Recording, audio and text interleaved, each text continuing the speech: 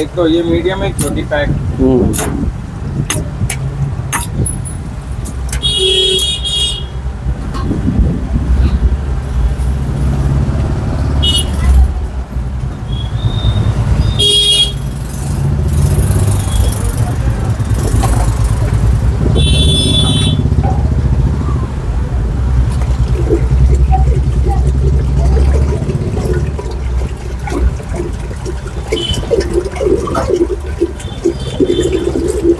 ये देख लो भाई, 40 रुपए की गिलास है। इसको, मलाई को और रूह अफ़ज़ा को हम मिला लेते हैं पहले भाई अच्छे से। फैल रही है थोड़ी। हाँ भाई, पीने का तो यही सही तरीका है।